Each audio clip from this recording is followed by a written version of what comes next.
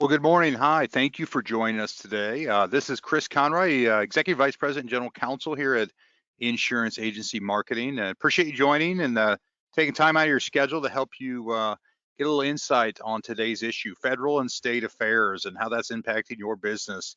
I certainly got a lot to talk about today. In a few minutes here, be pleased to have Kevin Mechtley joining, who's an expert on federal and state policy issues affecting our business. He's Vice President and Director of Government Affairs at Sammons Financial Group, supporting North American company for life and health. Great partner, expert in the business, and we have a nice conversation Kevin and I are going to be having here in a little bit. We'll be pleased to show that video program just in a few minutes. So certainly been a lot of changes out there on the legislative and regulatory front. And we all know that talking to advisors around the country, they want to know, what does this mean to their business? What does this mean to their clients? So we're excited to talk about that today. Just know that IAMS is here as your trusted outlet for real-time updates on important issues and opportunities that impact your business. Ultimately, know that we're an advocate for you and representing your ability to sell those great products that we all work in. Thanks also to North American Company, who's been a great long-standing carrier partner for IAMS, frankly, everybody in the independent agent world, and their leadership that they've exhibited on the fixed indexed annuity side and also on the IUL side. So been a great advocate. We appreciate North American's partnership, fighting for distribution and clients. Most important thing I want to draw your attention to is give us a call. See the number in the top right there. A lot of the people that are dialed in today know us. Insurance agency market, been around 35 years, great rich history of supporting independent producers. But if you don't know us as much, give us a call. 800-255-5055 is the number, and we can follow up with anything we're talking about today and any other resources, obviously, to help you grow your business. So we'll cover a couple slides here about our company, Insurance Agency Market, and we'll be pleased to have our video program conversation between Kevin and myself. And with that, let's just get into today's material. So we have our new producer builders program, and this is for new producers in the first 180 days or 6 months contracting with us. Great program, opportunity to get these various levels as you qualify. You can see what you're eligible for, and these are ways to help you grow your business. You know, give you cash and other incentives as ways to perks to help you grow and as you get started here with insurance agency marketing.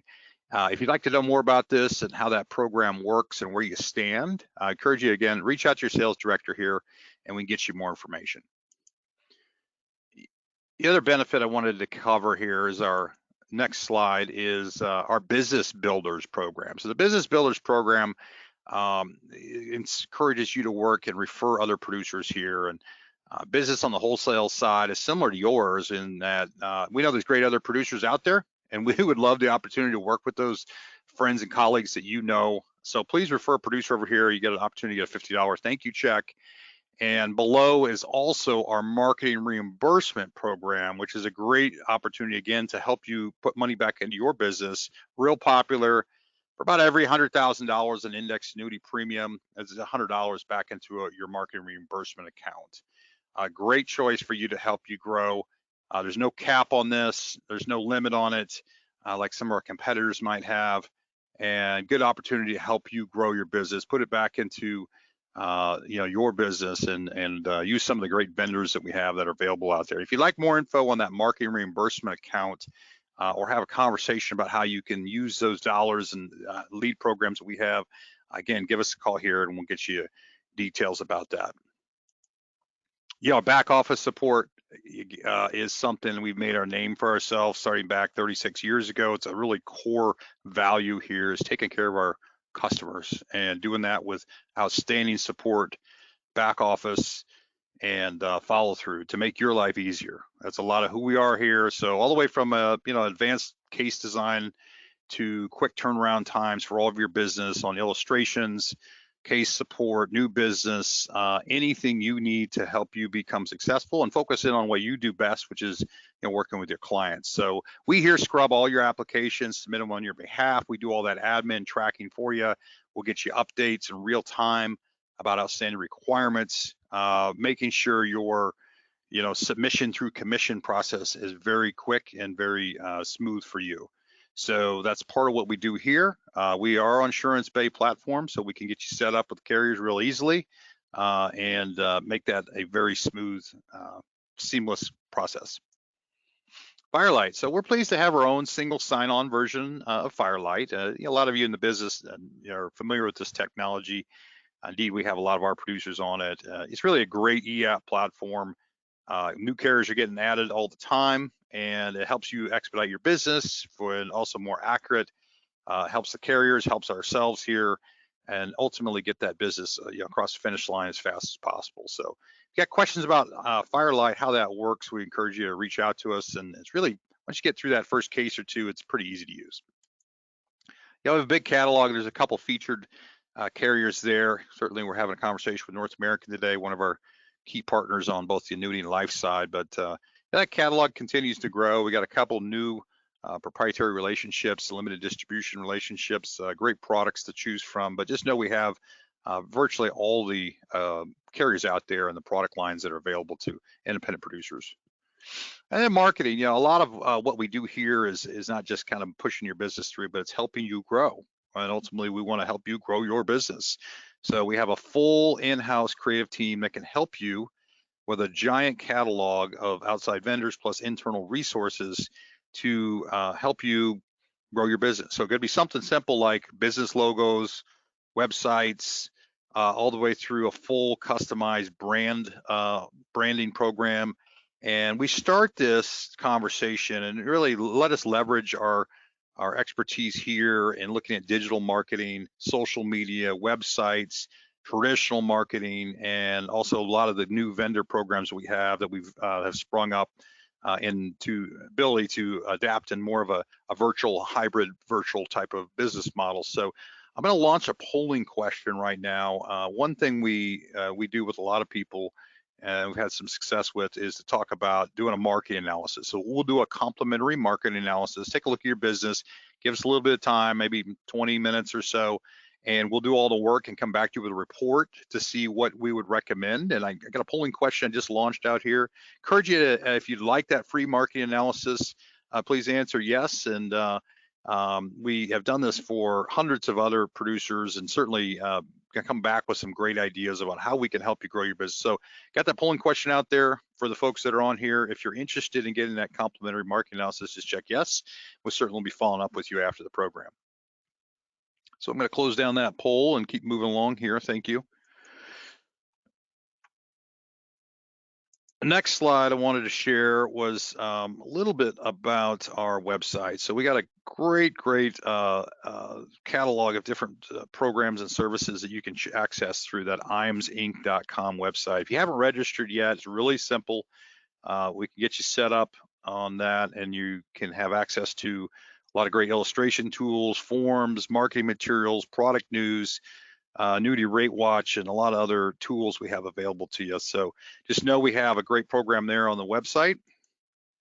And then next, moving on to IAMS Wealth Management, or I'm sorry, Retirement Analyzer I want to cover first, which is a lot of you probably are familiar with this tool. It's out there. We have access to that. We can get you a complimentary base version of that, which is really a holistic analysis tool to take a look at client's financial situation and compare it to what you're recommending. So let's say take an annuity and how they can be in a better position, ultimately reach their retirement goals that they may have with your clients there. So I encourage you to reach out to us if you're interested in that Retirement Analyzer program we have available for all of our producers. Next, I want to touch on IAMS Wealth Management. We'll do a polling question here in a bit, but just know that we have our affiliate company, IAMS Wealth Management, which is a SEC registered RIA, founded in IAMS Wealth about 3 years ago. We've grown this organically up to a pretty successful number, and we have a lot of advisors that are joining every day. So very competitive fee structure for you and your clientele that you'll find. Great technology and really a good investment into your business to create a separate line of business that can create a residual revenue stream for you with your assets under management. So huge growth sector here and frankly across the whole industry. We'd love to talk to you about that. If you're 65 and you're looking around, or you are considering doing that, got some incentives to encourage you to get 65 licensed and affiliate with our firm. So good opportunity here. I'm going to ask a bunch of polling question here about this. If you're interested more in our IAMS wealth management and what that might look like for your business, how we can help you, whether you're 65 licensed today or not. If you're interested in IAMS wealth management and how that can help you with your total business, answer here. You might be 65 and you're not sure. You're kind of looking around, maybe your own little firm. See what we can do to help you. I think you'll find you probably have a lower cost structure, and we can do a lot of the technology in the back end for you. So I'm going to close that polling question here and move on to the next slide. So another big part of what we do here is we have some great top producer incentive trips, and we're pleased to have our next one that we announced about the beginning of this year, which is our top producers trip to the Mediterranean. So we have an 8-day cruise, August 28th through September 4th of next year, 2022. You see some of the destinations there, starting in Rome, work around the boot there and get back into Venice. So great trip. Still lots of time to qualify. Looking at 11 months still. A lot of producers, we have several already qualified for this trip. Get more details on that if you're interested. All of your annuity business, all of your life business counts, and we have increments on how that works, and you can reach out to folks here to get more details, or if you're curious where you stand on current points, we can get you that real easily. Then our Life and Annuity Academy. So a staple of what IAMS has done for many years is to have top-notch producer training opportunities, and so we have a couple. We're pleased to have these available. You see down there the partnership with TINE and also North American. Thank you, both companies. Those dates are the ones we've locked in, and we are taking applications now. People are interested in it. All expense paid trip to their headquarters, including the brand new headquarters at North American that are in West Des Moines. So that's going to be an exciting time to get everybody together. Get some excellent education about the products, sales concepts, marketing tools. Hear from some of the very top producers in the industry. Large producers are going to be there that we have as speakers and have confirmed. So we're excited about that. A lot more to follow. Reach out if you're interested in this academy. I'm going to actually launch a polling question. If you would like more information about those academies, all expense paid trips, and how you can elevate your business, hear directly from the very C-suite within each of those companies, Athene and North American. Great opportunity. So go answer yes there if you're interested in academies. Some of you on this program I see, I think have attended these in the past, so you know what you're in for. We've retooled them to make them even better. But free trip, great opportunity. I mean, to do this, I would tell you, if you want to grow your business, if you're not interested in doing it, it's probably not worth your time. But most of the people we're dealing with are interested in, how do I up my game? How do I get more sales? I want to learn some more opportunities and network with some of the best in the industry. So if you're interested, I'll close that poll here, but thanks for responding. And just about ready to move into today's program. We have a great social media presence on these social media platforms. I encourage you to go out there, like us, share it, make comments. We have a great footprint, and it just continues to grow. Again, before we get into the last slide, just again, give us a call at 800-255-5055. And now we're going to move into today's program. So again, thanks for joining. And I just wanted to again say thank you, North American Company, and Kevin Mechtley, who was able to come and speak with us. So I have this great video program I want to show you where it goes over those state and federal issues that are affecting your business. And with that, we'll run the program. And at the end, if you have questions, just reach out to us. Thank you.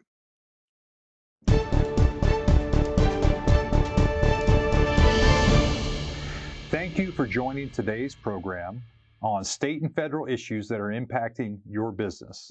We at IAMS here are committed to serving the independent producers and providing you real-time, accurate information on issues impacting your business. So today, we're pleased to be joined with Kevin Mechtley from North American to provide an update on big state and federal issues that are impacting your business. So Kevin, tell us a little bit about North American, what you do there, and What's your typical day look like for you? Sure, and thanks very much. Thanks for having me, Chris. Always a pleasure to come up to the IAMS building and visit you and your team. Look, what I do day to day is try to make sure that that our federal regulators, our state regulators, our state elected officials, and federal elected officials are not creating rules that infringe too much on our ability to sell and market these great products that are so valuable to retirement savers in America, and also work with our regulators to educate them, understand how our products work, who we are, and tell our story, and that's a lot of what I do that impacts everything from state to federal to local officials, and it's a rewarding because it's a rewarding job because it's not just representing North America, although I am. It's really representing the entire industry and making sure that our distributors and our producers have the ability to continue to market and sell these products. Well, we know there's a lot of state and federal issues on the table today. We're going to cover a lot of those really that impact your business. And we here at IAMS are always here to provide you good information and ultimately solutions, because we want you to continue to operate in this business. And in some cases, there's some planning opportunities that we'll talk about, for example, with taxes. We're worried about Biden taxes, what's it going to mean? So we're going to try to boil that down a little bit today. So we're going to segment this really into two pieces. First, we're going to hit state issues, and then we'll move into federal. So let's start with state issues, Kevin. Right now, what are a couple of the big issues on the state level that are affecting the annuity and life business? I think at the start you have to think about the new best interest rules that are popping up all over in several states, and that's Model 275, the old annuity suitability model, right? Late last year, I guess even before that, they finally finalized, after a 2-year effort, revisions to that model, and now individual states are adopting it because it's sort of a model regulation, and now all the states individually go and adopt it. We're up to 15 states as of July, which is when we're here, that have fully passed and implemented that rule, and some of them have various compliance dates. So I know you've been communicating to the field, and we are as well, in terms of which states are fully finished, and you need to be taking some training and getting up to speed on those new rules. But there's a lot more to come. So if it's not quite in your state yet, it's probably on its way. So to that end, Kevin, I know we partner, you and I, on the board of directors of NAFA, National Association for Fixed Annuities. Great advocate for independent producers on the annuity side. Thank you for all the work there. Thank you, North American, great partnership and supporting independent producers. We have partnered with NAFA, so we have available this nice state summary of the activity with the best interest regulations. I think this is revised suitability, but it is a different standard of care, forms, process. And how carriers have interpreted that varies a little bit, but this is a nice summary. We can get that available to you. We update this every couple of weeks when NAFA does. So just know that's available for your use. So then I know we talked about the best interest regulation and how that's going to take some impact. And we could be a partner with you, obviously, the producers out there. Make sure you got the right forms. You understand what you need to do. If you have questions about how do you comply with this thing, it is a little different, maybe a little more. I mean, how would you describe it? A little more forms, a little more process, documentation? Yeah, there is a truly best interest standard. So the word suitability has disappeared from the entire model, and replacing it is this new best interest standard, which is frankly sort of grafted over from SEC's regulation best interest. There's sort of 4 key obligations that you have as a producer that you have to check the box on and make sure that you're following. And I know that IAMS has some resources and NAFA has some resources. We at the North American have resources that you can sort of check in, understand what each of those obligations are, what it means to you and just your daily process and the sales process. But you're right, it's a little bit more disclosure, a little bit more record keeping and showing your work, and really truly, particularly in the rollover context, demonstrating the need for the product. And it's all things that, frankly, a lot of producers were already doing in some way. But what this does is kind of formalize it and make sure that, you've checked those boxes. And the nice part about it is, because it's sort of process based, you feel pretty good after you're finished, so long as you sort of check those boxes that you have complied. And that's what we wanted. We wanted a straightforward rule that producers could understand, that they could truly and reasonably rely on if they done a good job, that they've complied. It wouldn't be some sort of after the fact questions of subjective best interest analysis. We think that it's a good rule, and frankly, I know NAFA and industry has broadly supported it, and we do as well. And it'll make its way to the rest of the states before long. Well, we here at IAMS certainly want to help you as a producer. So we do in two ways with regard to this. One is, working with your sales director. So talking to them about, so your recommendation to your consumers really is best and provides a best interest standard of care. So take a look at what those options are. We're here as an outlet to help you meet that obligation. And then two, on the repository, like a record keeping. So 6 years, I think. Depends on the state. Depends on the state. So we have a means to really keep your documents here forever as part of a service we provide. So encourage you to reach out to that. So now let's move to life insurance on the state side. What is there a big issue or two there? Yeah, at the NAIC, which is the National Association of National Association of Insurance Commissioners. I'm talking about index products. Insurance commissioners. They similar to Model 275. They put out model rules, right? And it's a hot topic right now at the NAIC and in the states, and frankly in the federal level too, of what they sort of call proxy discrimination or accelerated underwriting issues. And what they're really getting at is there's this growth of big data, growth of machine learning and analytics and all the stuff that insurance companies are leveraging to get better, smarter, faster, cheaper underwriting, better for the consumer in the end, because the better we get at those things, the cheaper the products are, the better that we and frankly the more we can serve, the more middle America and even potentially lower income folks can actually afford life insurance. This is all we think very positive. But as part of that, regulators have taken a look, frankly, at some of those algorithms that are used and had a lot of questions about them. How is it that you factor in certain factors with accelerated underwriting? It's sort of, it's this, and some believe it's sort of a black box, right? It just sort of pops out, or, you put in some information and boom. Well, of course, it's leveraging a lot of information, that publicly available information to help arrive at certain factors to decide, the risk associated with that underwriting. And one of the things that some states have come out with is really pushing back on some of the factors that go into that. So, for instance, is there a proxy for instance, race that's inside that algorithm? That it's not obviously pushing race as if it's this race, then it's a different score.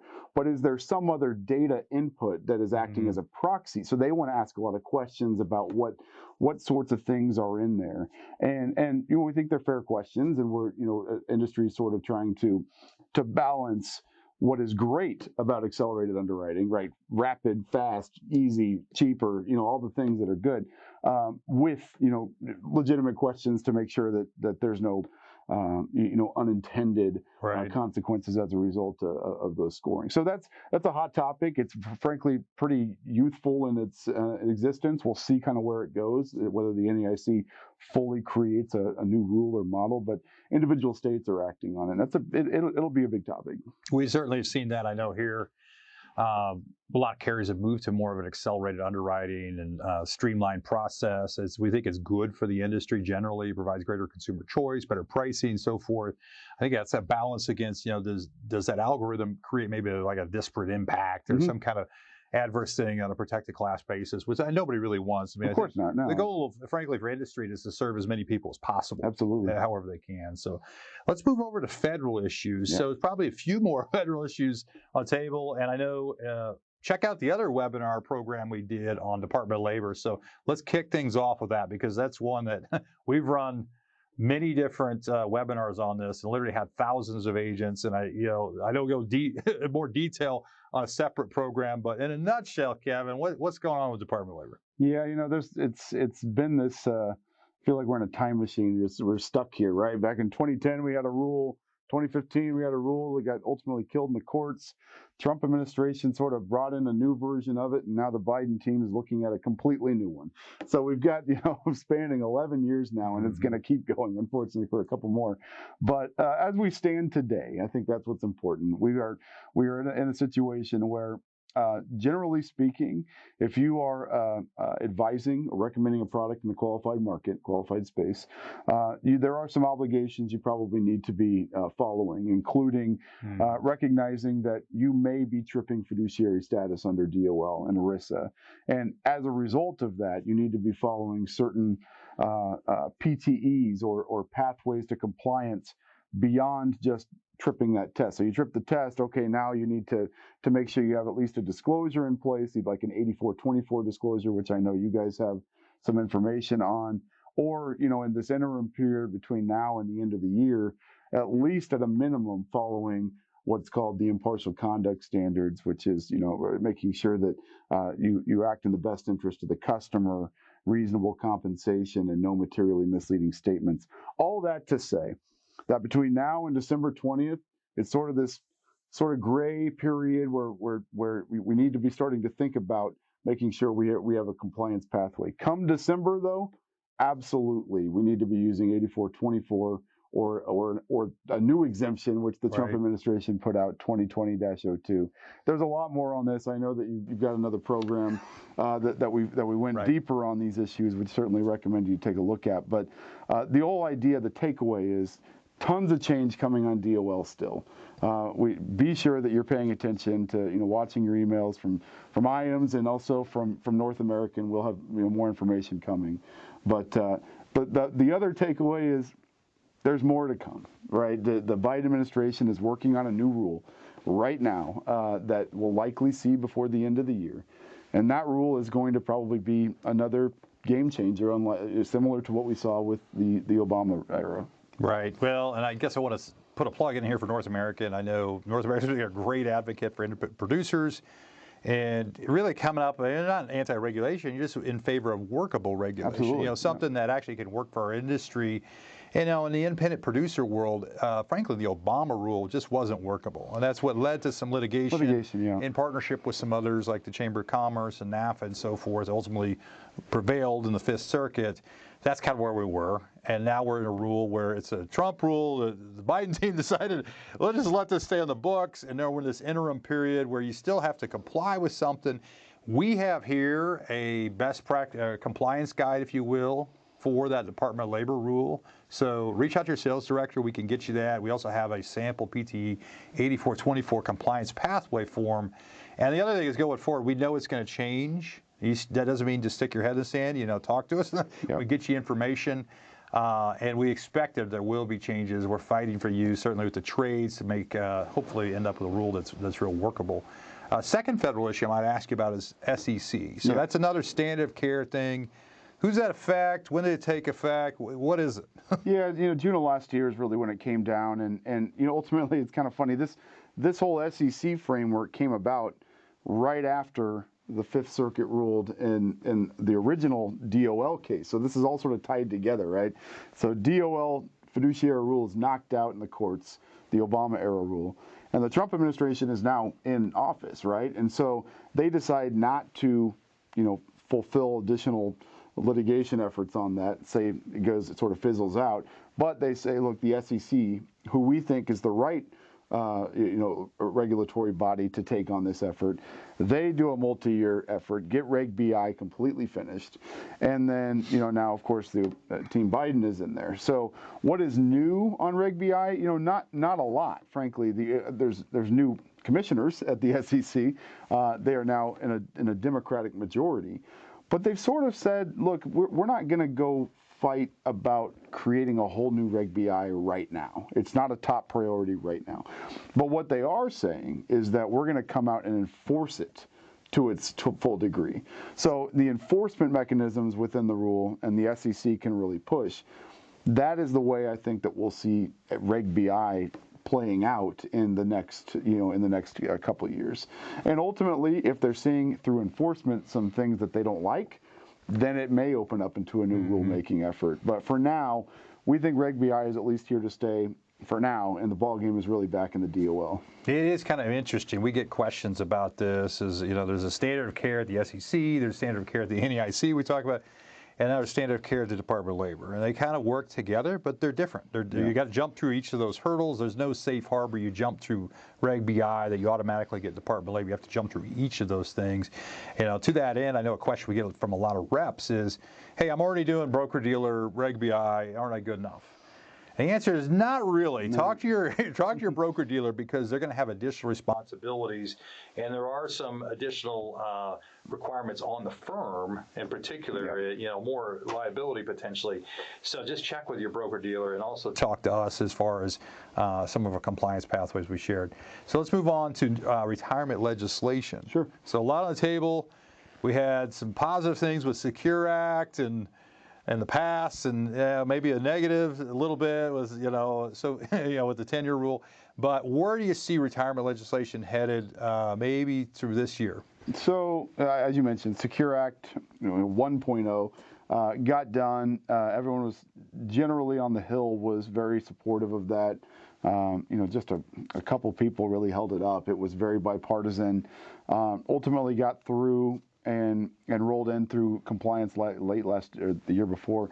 And then, what they always said was, we want to get started on 2.0 right away. And they already had bills sort of established on this that took Secure 1.0 and sort of built on it, what they're sort of calling Secure 2.0. There's a couple different bills, one in the House, one in the Senate, and they largely have similar provisions. Some of the things that the themes within it are more access to retirement plans in the small business space, trying to really, again, promote retirement savings through tax credits and all kinds of other ways to allow more people saving for retirement. Obviously, that's the top level. But, a couple other things that are included in there is raising the RMD age once again. Remember, we just went from 70.5 to 72. Now, these new rules would phase it up all the way, maybe even to 75. Now, it might be phased. It wouldn't be like overnight, but that would be obviously a big change. And then some other RMD catch-up provisions, things like that. And then another kind of interesting one is a QLAC provision, Qualified Longevity Annuity Contracts. Today, not a huge piece of of the pie out there, but with some additional changes, including potentially allowing FIAs to be QLACs, would be sort of interesting as well, and that's in at least the Senate bill. So there's going to be several sort of back and forth between the two bills, but I actually see a pathway for this getting done yet this year. Originally, I would have been surprised by that, but as we've sort of heard, it is a priority for several. It is something that's bipartisan, which is rare these days. And I think the ultimate landing spot would probably be in sort of a year-end spending package where they just shove it in there with other must-pass legislation. And I think it's possible that it gets done. Yeah, well, I know here at IAMS, we provided some opportunities with Secure Act 1.0. So I encourage you to reach out to your sales director. We can get you that, and really, what does it mean to your practice, and take that in so you can help your clients. So reach out to your sales director on that. Let's move over to infrastructure and tax. So that's feels like it's all the same, but as we were talking about last night, it is a little bit different. So let's share with the update there. Obviously huge, two big, very, very big topics. And I'd probably say this is very fast moving. It may be different tomorrow than it is today on some of these things getting done. So depending on when you're watching this, but as it stands right now, when we talk about tax, Biden campaigned on several tax provisions, raising the corporate tax rate, raising the top marginal rate, the state taxes, step up in basis, all these things you kind of hear out there. And certainly, these were things that were campaigned on, so you have to take them seriously.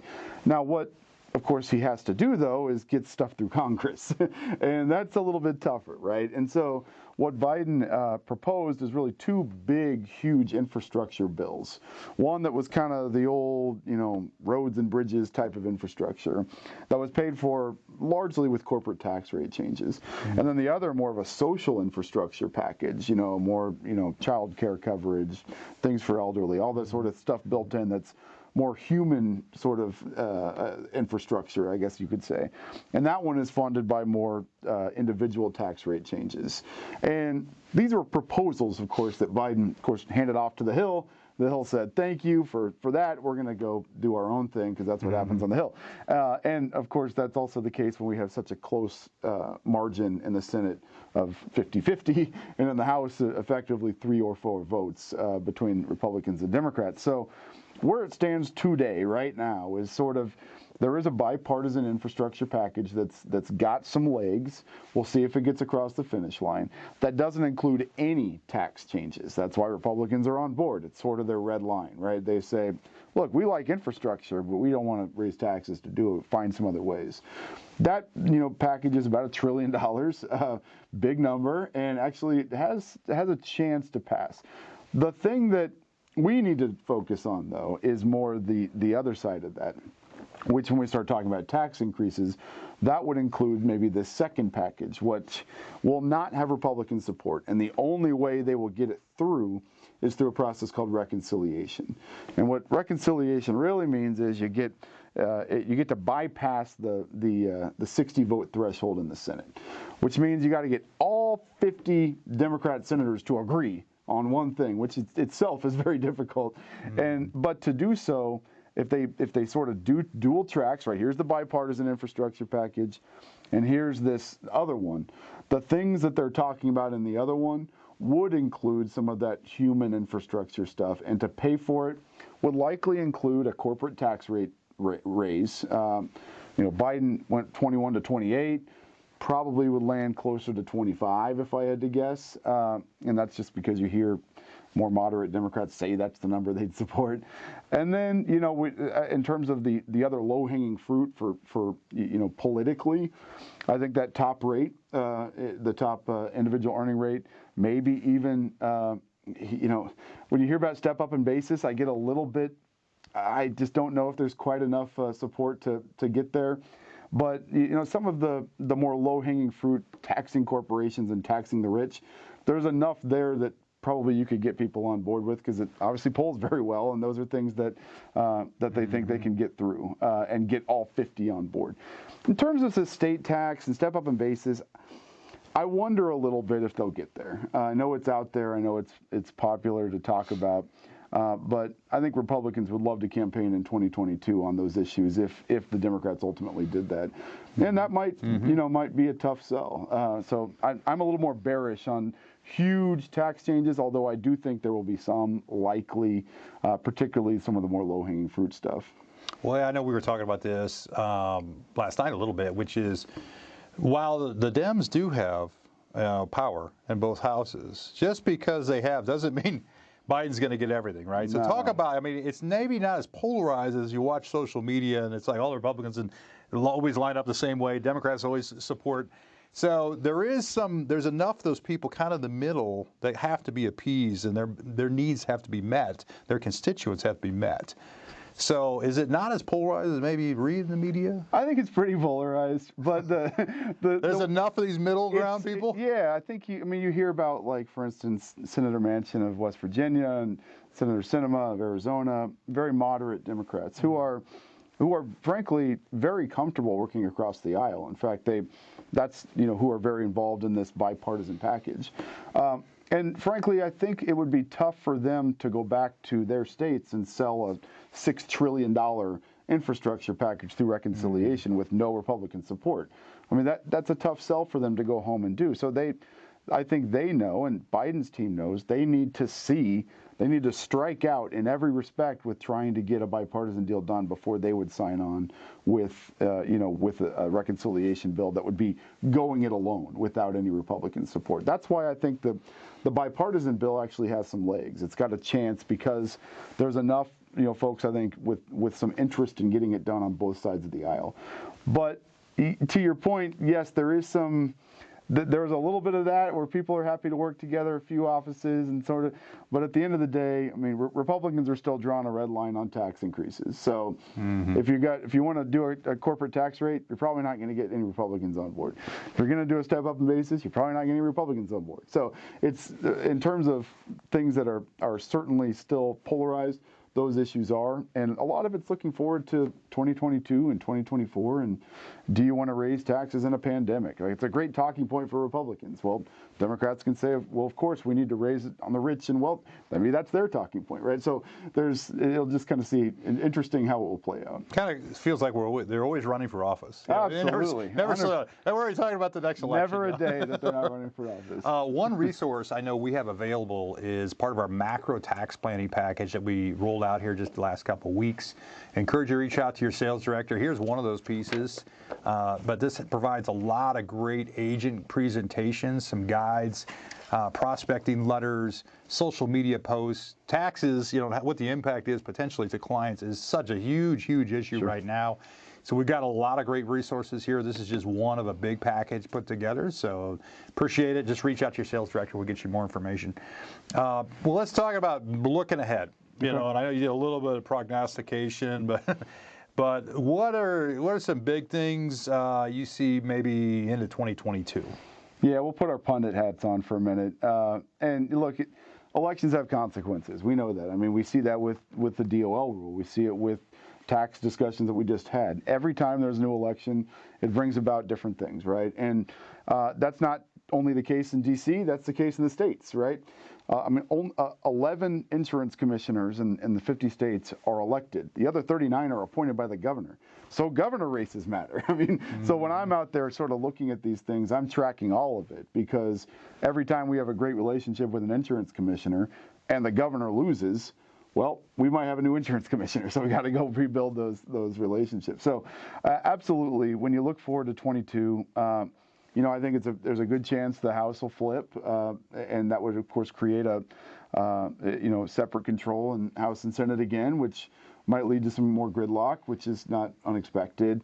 It'll be interesting to see what happens in the Senate. I think it'll be close, and obviously a ton of ball to be played between now and then. What happens with the administration? How popular is Biden? All of these things will matter as we get into 22. And how's the economy doing? Is inflation rising? Did taxes go up? Is COVID variants coming around? All these things it's sort of difficult to project. But I think generally speaking, you look at historical trends. I think Republicans are probably with it being a census year and things like that, have a pretty good chance to take back the House. What does that mean for us and certain things we're talking about? I think it makes tax changes very difficult, which is why I think we'll see a lot more ball game being played on that between now and 22, right? This is a limited period of time that the Dems have control of all three. And when they have control of all three, you have your window. And I think they know that too, just like Republicans did when they got the Tax Cuts and Jobs Act done in 17. They had a limited window, and they plowed one through and got it through. I think Democrats will try to do something similar, just again because they may not have the opportunity after that. But what does that mean for 22? Again, everybody's running for election right now. Everything's looking to 24 as well. Half the Senate's running for president, it feels like. So it'll be interesting to just see it all play out. I know this. No matter what's going on, and there's obviously a lot going on, as we sort of described here. I'll be out there, our company will be out there, our industry will be out there trying to make sure that whatever happens tries to keep the playing field level for our producers and the products available to sell and market, which we think is just so important for retirement savers. So we'll be out there banging the drum for sure. Well, as you mentioned, we talked a little bit about standard of care, state and federal. Feels like that's going to continue to evolve. Absolutely, yep. We're fighting the battle just to make it workable, and I think that's what everybody wants. Is we're not against the enhanced standard of care, but something that can work for independent producers. Yep. Our partnership with North American, NAFA, other trades is just instrumental in getting our voice there, and voice for you certainly. So we appreciate that. I do want to also put a plug in. We have a all expense paid trip to our Life and Annuity Academy that we're going to be doing November 3rd through 5th up at the new building in North America in West Des Moines. Brand new, beautiful facility. So if you're interested in seeing if you can get a registration to that program, it'd be a great thing. We've been doing academies here for almost 20 years. It's a great part of who we are. Certainly be covering some of these issues, some of the tax planning opportunities, what we see there, both for life insurance and annuities, so that we can help you ultimately help your clients. So with that, I just want to appreciate your time today, Kevin. Thank you. Yeah. And thank you, North American, and appreciate everybody joining today.